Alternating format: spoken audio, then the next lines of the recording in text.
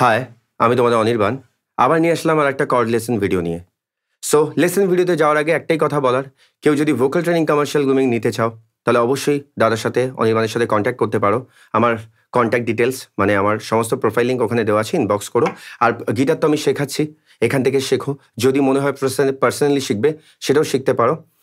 So আজকে যে লেসনটা দেবো, লেসন দেওয়ার আগে আরেকটা কথা তোমাদেরকে বলে নিই। সো প্লিজ তাদেরকে একটু সাপোর্ট করো। আমি চেষ্টা করছি তোমাদের জন্য ভালো ভালো কিছু ভিডিও বানানোর।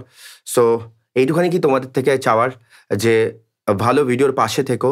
যদি তোমাদের মনে হয় যে দাদার ভিডিও একটু হেল্প করছে তোমাদেরকে, তাহলে প্লিজ একটু পাশে থেকো, সাবস্ক্রাইব করে বেল আইকন প্রেস করে দাও। আর অবশ্যই যেটা করবে সেটা শেয়ার করো, আর তোমার বন্ধুদেরকেও বলো একটু শেয়ার করতে।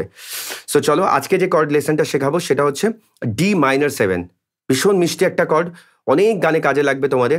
D-7টা কীভাবে ধরবে আমি শিখিয়ে দিচ্ছি খুব ইজিভাবে, খুব ইজি ওয়েতে।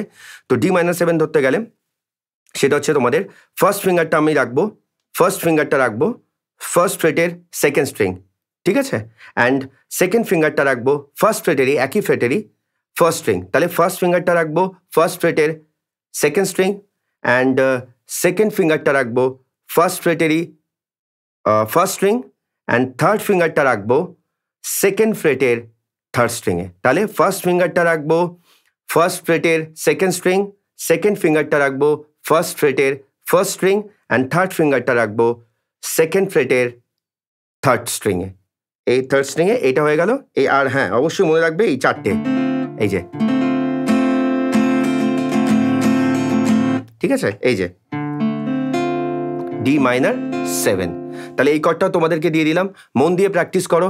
আরও অনেক ভালো ভালো ভিডিও নিয়ে আসবো। সো দাদার পাশে থেকো, অবশ্যই লাইক শেয়ার করো। অবশ্যই লাইক করে দিও যদি ভালো লাগে, লাইক শেয়ার আনসাবস্ক্রাইব করে দেখো, আর বেল আইকন প্রেস করে দিও। সো চলো ততদিন পর্যন্ত মন দিয়ে প্র্যাকটিস করো। অনেক অনেক ভালোবাসা রইলো। Thank you so much, love you all.